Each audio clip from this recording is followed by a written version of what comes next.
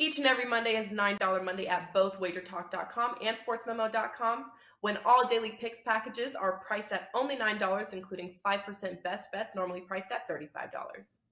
As an added bonus, any picks packages loaded early for Overnight Tuesday or action during the week will also be priced at $9 until midnight on Monday. So make sure to take advantage of getting these $25 and $35 picks for only $9 before the clock strikes 12 and they return to regular price.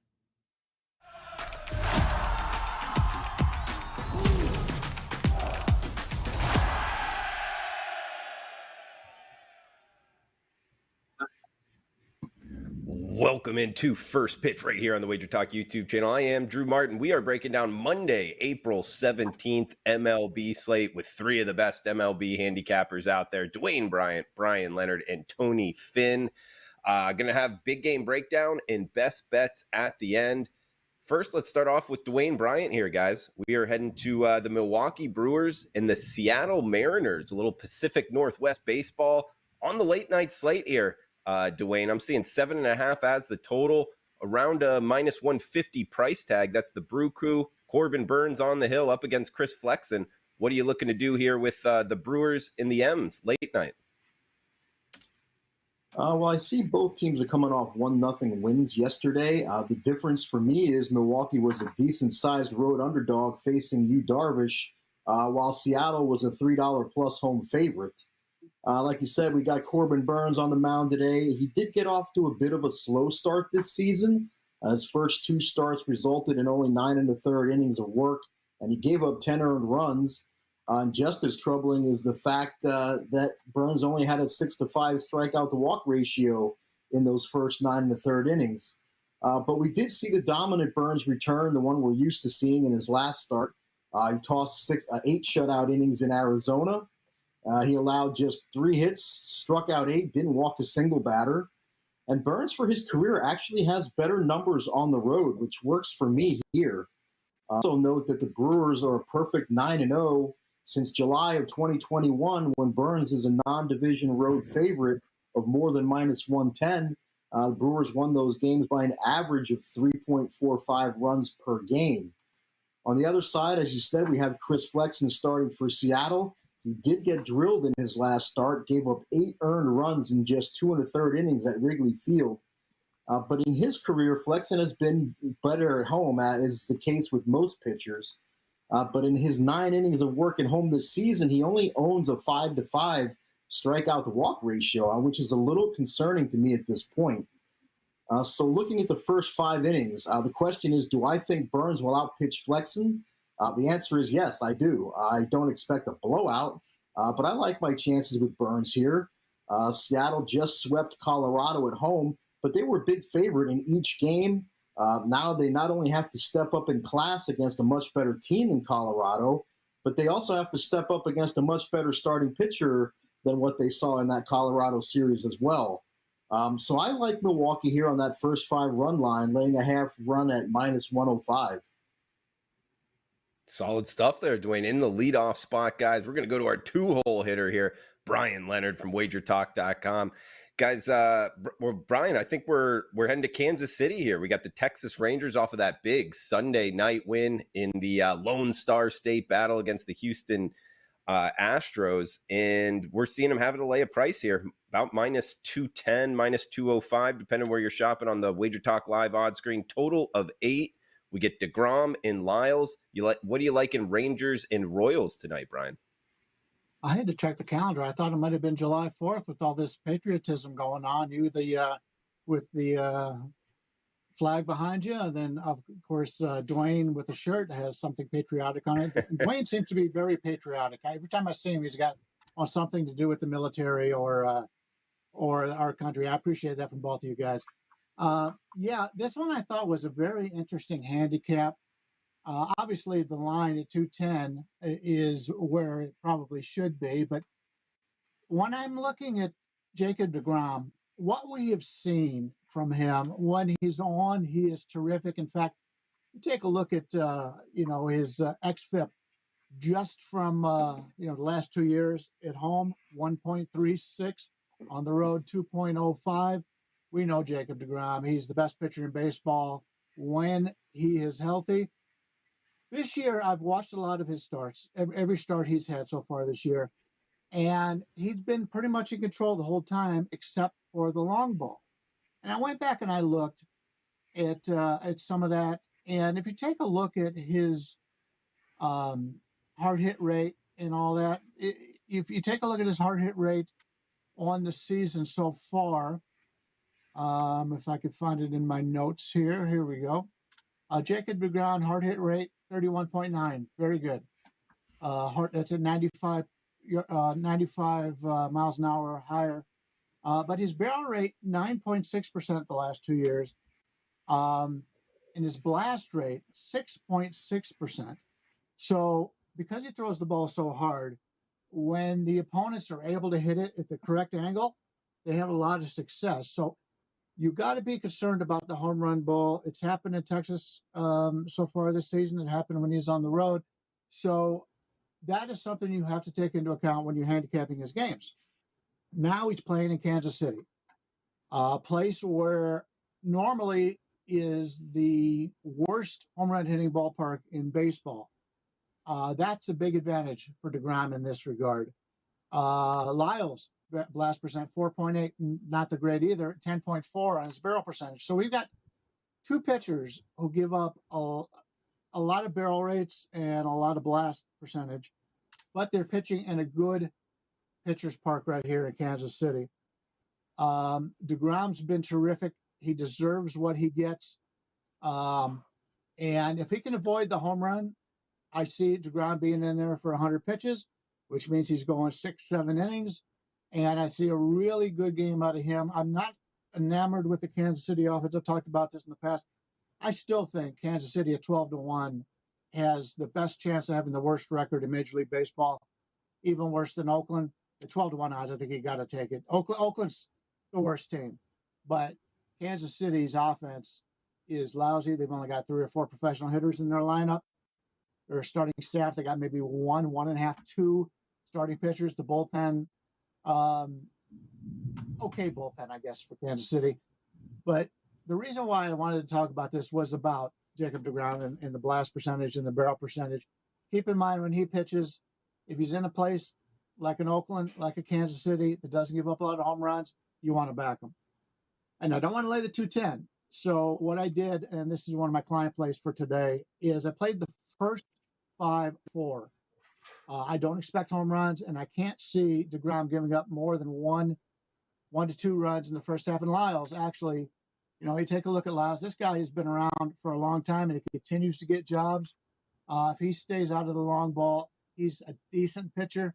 So I played this under the 4.5, under the 4 in the first 5. I thought it was a pretty good deal because I really don't see Kansas City scoring more than 1 run here without the long ball, and I don't see long balls in this one.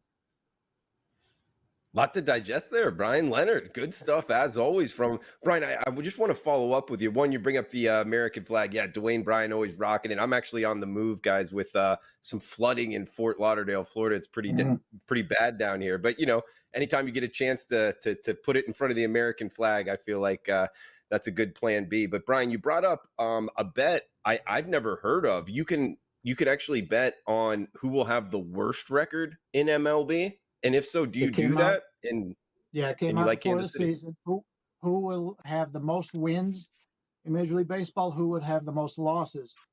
And Oakland was the favorite. Washington was up there, but Kansas City is a team that I've seen Washington play a lot. They just played my Cleveland team. Watched every game. They've got some bats on that team. They've got a couple starters that can do well. I mean, from a talent standpoint, Washington's better than Oakland, and I think they're better than Kansas City. Kansas City having to play the entire Major League Baseball as opposed to the weakest division, I think, the last few years, the Central and the American League. I don't think a lot of people took that into account. So I think Kansas City, I don't know if it's still available, but before the season started, it was 12-1. And with the start that they've had, I doubt if you can get that now. But still, Kansas City's a team I'm looking to fade. Like it, Bryan Leonard, guys. Yeah, I was hoping they would do season win totals in MLB.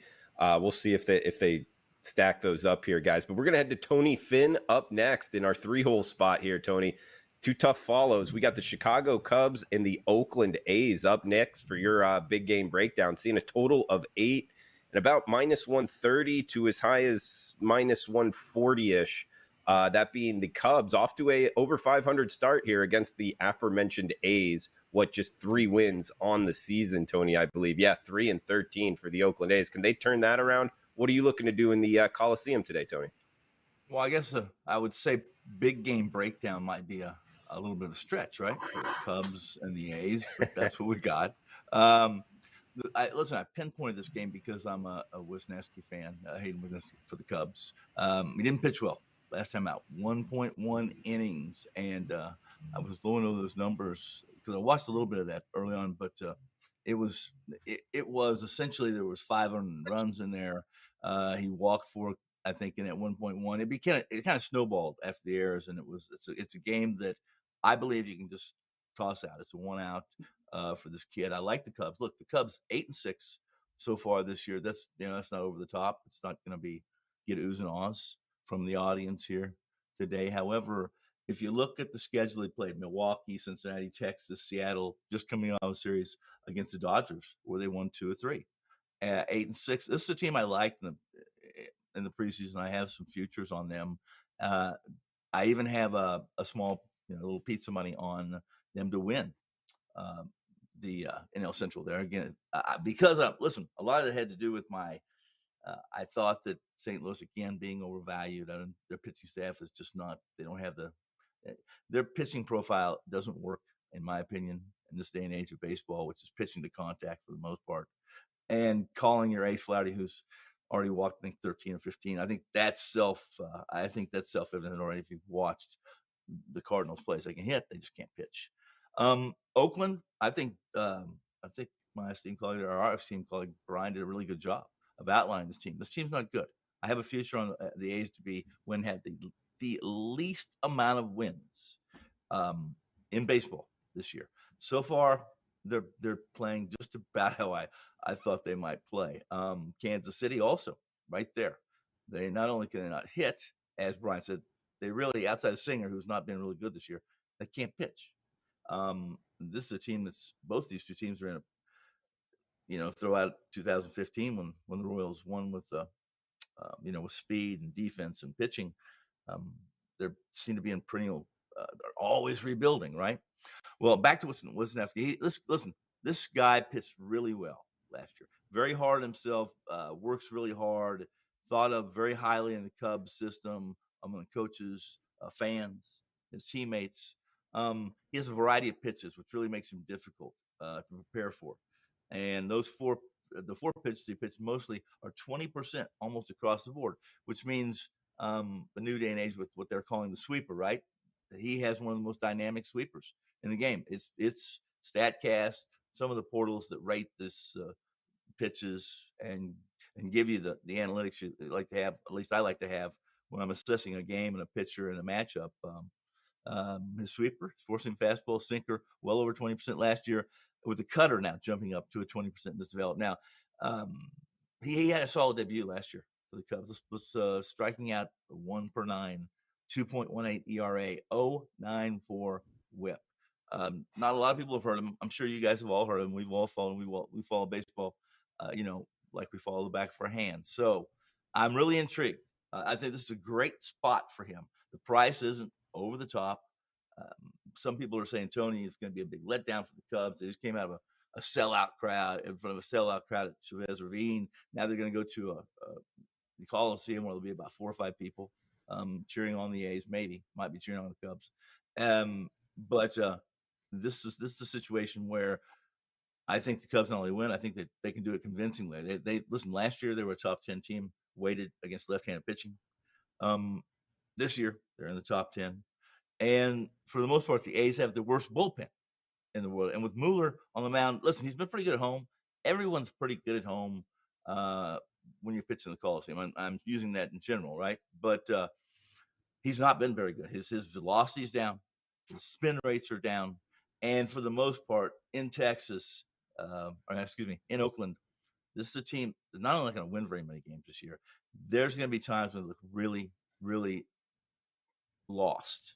Especially pitching wise. They do have a few young guys that can pop the ball, but Mueller, a bad Oakland bullpen, Hayden Wineski that is determined. I mean, a hardworking kid that's going to be there and get the best out of what he's got.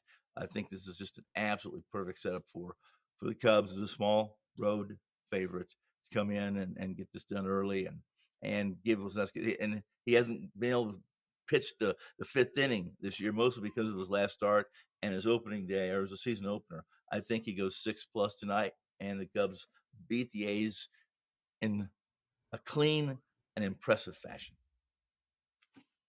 Tony Finn, ladies and gentlemen, and Joe Ranieri helping him out there in the background with a little wrapping up action. The chat box loving it here. Tony Finn, Tijuana Tony by some guys. Check him out, WagerTalk.com. Ex-Cal in the house. He's like in the Mets and the under. Come join us live here on the Wager Talk chat box on the Wager Talk YouTube channel. Darren in the house as well. He's like in the Marlins. We got Raven, Ron, TNT. Brandon, welcome in. Guys liking that little Joe Ranieri wrap it up sit. But hey, do want to hit the chat box for a couple questions. If you have any, guys, fire them out here on the chat box. Also feel free to reply below. We'll answer them as the show goes on this week. And we actually got a good question here by City by the Bay. First, he says, great panel. Cheers to Bryan, Leonard, Dwayne, Bryant, and Tony Finn. Absolutely, I agree with you there, City by the Bay. But he's got a question for the panel with a tip. Thank you for that, City by the Bay. Will Alex Manoah bounce back? If anybody has any opinion on Alex Manoah bouncing back or maybe being a fade going forward, feel free to fire it out with final thoughts for the show. And I actually broke it down a little bit, City by the Bay, because there's two different things I go after. And actually a third, I'll bring them all up right now because of the new pitch clock with some of these guys that are really talented pitchers. I'm actually worried that the pitch clock is kind of in their head, and particularly for the guys that throw hard like Alex Manoah does, mid 90s, upper 90s at times, I believe. No, mid 90s is kind of where he stays at. Okay, some of the concerns I have, obviously his last time out against the Rays, he gave up 7 runs, but even more so 4 walks in only 4 innings. I always watch that walk amount, and I kind of look to fade that going forward. But he is a talented guy, and it was against the Rays. I mean, the Rays are probably, you could make the argument, the best team in baseball, I believe, record-wise. But I also look at the velocity, and his velocity didn't dip. It's sitting high, about 94 miles per hour last time out. So that wasn't a dip. So therefore, I wouldn't actually just look to fade him blindly going forward. I would look for him to bounce back at some point. Although I wouldn't bet on him in his next start. It wouldn't be like, oh, next start, I'm picking the spot where he does bounce back. I would wait for him, like, don't catch that falling knife type handicap. Wait for him to bounce back and then look to bet on him again going forward. That's the way I would handle it. Alex Manoah, top-notch pitcher. And obviously playing on the Toronto Blue Jays, you might have to pay a price. But that's the way I would break down Alex Manoah. We could go around the horn if anybody does have any final thoughts on Alex Manoah for City by the Bay there in the chat box. And a reminder, guys, feel free to fire away any questions and also what you're looking to bet, your best bets. And promo here, guys, for WagerTalk.com. Try WT at checkout for any new clients to WagerTalk.com. If you are a new client checking out WagerTalk.com, might as well take advantage of this. This is a great deal here, guys. 50% off. TRYWT at checkout. See it right there on your screen. Try WT at checkout. First time clients to WagerTalk.com. 50% off. We'll go around the horn here. 4 best bets. Dwayne Bryant up first, guys. A little promo for him. Plus 13% ROI on the season in MLB. He's seeing it well, and we got a promo code for him. DB25 at checkout takes $25 off his 7-day all access. That includes MLB, NBA. So he's seeing it in the association there and on the diamond. That's DB25 plus 13% ROI in MLB this season. Dwayne, I'll throw it over to you. Any final thoughts for the show, and what do you got for best bets?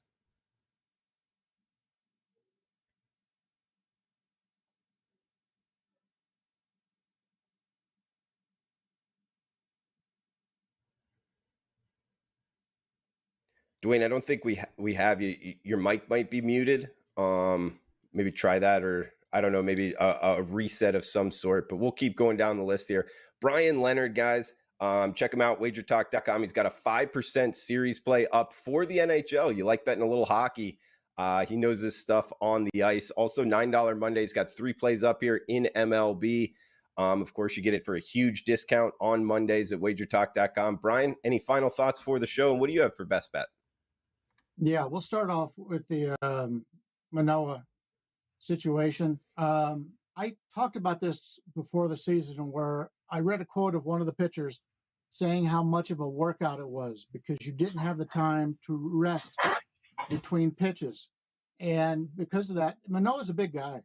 I mean, he really is. He's just a big guy. And I think having to pitch so quickly is affecting him. It's not affecting the velocity, it's affecting the control. And I think until he gets in a little bit better shape, we may be able to fade him in that regard until it gets to that point. But on another thing is don't overreact to small sample sizes. We've seen that a couple guys in the last few days who had been getting rocked all season long, and they came out and both pitched very well yesterday in their starts. So last couple days in their starts. So it's small sample sizes. Secondly, in regards to Tony's choice of games, both Drew and I were on Wager Talk today, and we both chose the Oakland game to talk about. So I apologize to everybody who's watched all of our shows because we weren't coming into today expecting to talk about the Oakland A's so often. But we all like the games, and it worked out that way. So we'll see what happens. Yeah, I've got the 5% play. Unfortunately, I put it up a couple days ago, so I can't drop it down to $9. But I do have a 3-pack in Major League Baseball for $9 today, and then have a play in the NBA playoffs. The number one last year in NBA playoffs, win percentage, and net winners. I am going to take a look at a game I haven't discussed yet today, and that's going to be the Arizona Cardinals at St. Louis. Arizona Cardinals on both sides. Arizona Diamondbacks against the St. Louis Cardinals, thinking of football season. Merle Kelly and Flaherty. Merle Kelly last year came out of nowhere, had a terrific year. He pitched for the United States in the World Baseball Classic. Our 2 main pitchers were Merle Kelly and then Freeland for Colorado. Those are the 2 best American pitchers we could use in the net. I can't believe we didn't couldn't find anybody better. But I like the situation here for Arizona. This is a team I played on over wins. If you take a look at Kelly, his indicators for the last 2 years, his numbers against Flaherty's, his FIP 3.73, Flaherty 5.10, his xFIP 3.94, Flaherty 5.22. Sierra's even worse, 4.11 to 5.39. Jack Flaherty is being graded on his breakout season that ended, I believe, a couple of years ago. And he's had nothing but injuries since. When you're betting on St. Louis, you're betting on the Cardinals being known as a playoff contender every year, along with what is probably 1 or 2 on their starting rotation. So he's been good, but until he could come back and be healthy constantly, you're paying a price anytime you're playing St. Louis in that regard. Merle Kelly started the year weak. I think a lot of that had to do with not getting as much time in training camp because he was pitching in the World Baseball Classic. It's a situation for me where I prefer Arizona here. The line to me is too high. I think Marco gave out the opposite side today. I didn't tune in, but I think he was going to give out the opposite side on the game on Wager Talk today. So if you want to see his opinion on St. Louis, go back and watch that. But for myself, Arizona in this situation, catching this number, I think the pitching matchup is at worst even, and I like the hitters for Arizona. I'll take the nice price on the not the Cardinals, the Arizona Cardinal football team, but the Arizona Diamondback baseball team. Bryan Leonard, ladies and gentlemen, WagerTalk.com. I'll follow that with the Colorado Rockies, guys, minus 135 for 2 reasons. One, we get the Rocks at home, over a 50% winning percentage in Coors Field, and on the road, it's only 36% win percentage, their last 200. So back at home, I think bounce back tonight. Hey, that's where I bet it. And really, it's a straight fade on Rich Hill, the lefty, going for the Pirates. Yes, he's still in the major leagues somehow with over a 7 ERA. He's given up 6 home runs already this season, 12 earned runs in 3 starts, and now he's going to Coors Field. I think the Rocks get to him, minus 135 here. I think the market's telling us, what's this? The Rockies with the minus 135 price tag. Yeah, roll with that, guys. I'm on the Rocks tonight for my best bet. Dwayne, I think we got you back. How you doing, buddy? I'll throw it back over to you. All right, yeah, I just wanted to go back and talk about the promo, and that was DB25 was the coupon code. If you go to dbbets.com, that is my page on the WagerTalk website. If you use coupon code DB25 on either my 7-day MLB, 7-day NBA, or 7-day All Access, you'll get $25 off each. You can use that coupon as often as you want. I'm currently number 3 at WagerTalk at plus 1,800 profit in MLB. I've hit 58% over the last 2 NBA postseasons combined. I have my first 2 NBA plays of the postseason going tonight. One of them is a 5% max bet.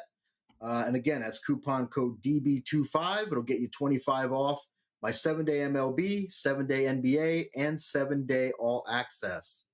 As for my best bet, I'm looking at the San Francisco Giants and the Miami Marlins, and I'm looking at the under here. We have the Giants facing a lefty in Jesus Luzardo, and the Giants right now have a 44 WRC plus on the road against left-handed pitching. If you're not familiar with WRC plus, it's weighted runs created plus, and basically it's an advanced metric, and I just feel that it's a more accurate way of calculating a team and a player's offensive value.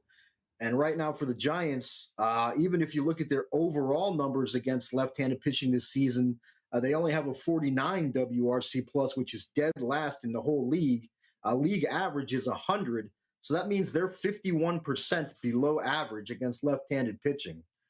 Speaking of Luzardo, he's followed 2 very good starts with what I consider his worst start of the 3 this season. Technically, it was a quality start. He did go 6 innings, gave up 3 earned runs or less, but he did have a 1.5 whip in that game. But the other side to that start is that it was against the Phillies team that hits left-handed pitching a lot better than the Giants do, which isn't really saying much at this point. But I do expect Luzardo to shut down the San Francisco lineup today. And on the other side, we've got Logan Webb getting the start for the Giants. He's been mediocre at best in all 3 of his starts this season. But 2 of those starts were against the Dodgers and the Yankees, 2 teams that are pretty good at hitting right-handed pitching. Today, Webb faces a Miami team that owns a 63 WRC plus at home against righties. That's 37% below the league average and 3rd worst in all of baseball. So I think Webb should be in line for his best outing of the season here today. Some situational angles that are worth noting. The unders 3-0 this season when Miami is a home favorite going up against a right-handed starter. There was only an average of 3.66 total runs per game scored in those 3 games. And also, if we go back to the 2020 season, the under is 9-1-2 when Miami is at home against teams that are averaging at least 1.5 homers per game, like the Giants are at this point. And that number improves to 4-0 to the under if Miami is the favorite. And there were only 4.25 total runs per game scored in those games.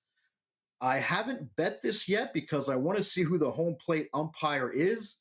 As long as we don't get a home plate umpire that's got a strike zone the size of a slice of bread, I'll probably be on the under 7.5 here.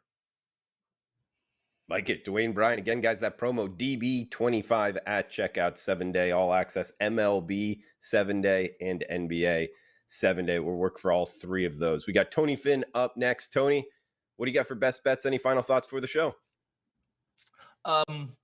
Best bets. First off, I had a dead presidents report up tonight. We get that 7 total positions inside of a game. You get that for $9. So far, my DPRs have been pretty good. I had 4 so far this season with and I just, before I make a mistake, I'll just give that plus looks like we're about almost plus 18 or 1,800 18 units up on my DPRs no losing DPRs. We had a break even with Cincinnati, Atlanta back on the 10th of April. I also have an NBA knockout tonight, a top of the ticket, 4% play. NBA's been going pretty well. 10 and 3. I think 10 and 3 last 13 positions, and 11 and 3 with my prop NBA props dating back to the last week of the regular season. As far as Manoah, my comment. Listen, Manoah is a kid that, in truth, listen, he's still a young kid. First off, big kid, and he's this early in the season, as the other part of the panel talked about. There's some new changes, a lot of new changes, whether it be fatigue, whether it be conditioning, whether it be just being able to take your breath. Manoah's not a young kid, a pretty darn good pitcher. I mean, listen, this is a guy that has a slider that's just horribly weird, bites like very few sliders in the league, and a 94-mile-an-hour two-seamer, a sinking two-seamer. That's what got him to finishing, I think, third last year, right? And the Cy Young. So his velocity's back. You saw it in the last start. Yesterday's outing against the Rays was a 1-out. I mean, he gave up as many earned runs yesterday, I think, as he's given up in his career against Tampa Bay. And they play in the same division. So that tells you how many times he's pitched against Tampa Bay, even in his young career. I mean, the only thing I have a concern about Manoah is his command. When he's not commanding the ball very well, that's why he's had a high hard contact rate, et cetera, et cetera. He'll continue to get better. At 25, by the time he's 27, as long as he stays healthy, you're going to see him being compared to some of the best. I'm not going to throw DeGrom in with Manoah yet, but I'm going to tell you that that's my best bet tonight. It is DeGrom, and there's lots of reasons why. We've talked about how the Royals are who they are. Their hitting is the reason why they're so poor. Their pitching actually early on was a little better, but still, it's starting to even blow up. We'll go back to, first off, some will say, listen, don't you give the Royals a little bit of a bump, because this will be back-to-back times they face DeGrom. Not against DeGrom. I don't give anybody a bump, not even the best hitting team in baseball. Atlanta, let's call them Atlanta, who I think it is. Since the opening day, first off, DeGrom, it wasn't a bad outing. It wasn't a blow-up opening day when he got beat by the Phillies. That was some soft contact that found some holes. And a triple, whatever it was. It was a lot of aberrations that just happened. Since then, 20 strikeouts against 2 walks in 13 innings. And really, the second outing he had against the Orioles, 2 runs, 1 earned, 2 hits, 2 walks with 11 strikeouts in 6 innings. Really, that's what you're going to get from DeGrom most of the time. As long as he's healthy, that's what you're going to get from this. Not only does DeGrom post a 27-2 K to baseball BB ratio and 16.2 innings, 32% hard hit, over 37 batted balls. He's the same old dominant DeGrom, and it's not like he's changed the venues that Globe Life's going to hurt him any more than City did. Both of them are not that great of hitter parks, as everyone knows. Lyles. Listen, Lyles had a pretty good season last year. So far, 11 runs, 21 hits, 17 innings of work. He given up 9 runs on 16 hits in the last 2 starts, right? He's worked out of a lot of hard contact, loud contact, to be honest with you, since that first outing against the Twins. And if you look at his splits, I've always said, listen, Lyles' season last year, the biggest part of his success last year came pitching in Baltimore at Oriole Park. Now, I know they improved left field. All right, I mean, they made some changes at Oriole Park at Camden Yards, but for the most part, that's still a pitcher-friendly park. Weather, even in the summer, it just doesn't carry that well. So the Rangers have easily the top bullpen in baseball right now. It's FWAR. They rank second in ERA, second in FIP, and this is really a pretty strong group. This is a Texas team that I've said all along will compete with Houston for the championship there in the AL West. I believe that wholeheartedly. Now, Houston better start playing a little better. They're not even going to compete with Texas. They're not hitting anyone, not hitting left-handers, but they should have last night in Haney. That said, I'm kind of doing some alternate run lines tonight with DeGrom. I don't want to lay money. I don't want to get a minus. I don't want minus money on a run line, which is what you're getting, -1.5 with DeGrom. However, you can go -2.5. and get plus 130.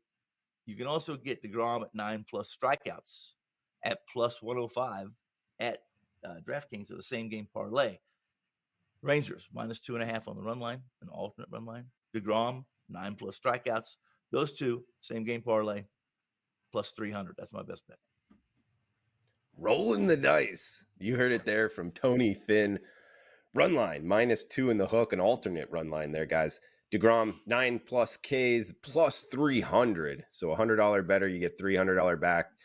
Dwayne Bryant, San Francisco, Miami under 7 in the hook, minus $1.25. Arizona plus 137 as the dog is barking there with the Diamondbacks from Bryan Leonard. And I am on the Colorado Rockies back at home, minus the 135.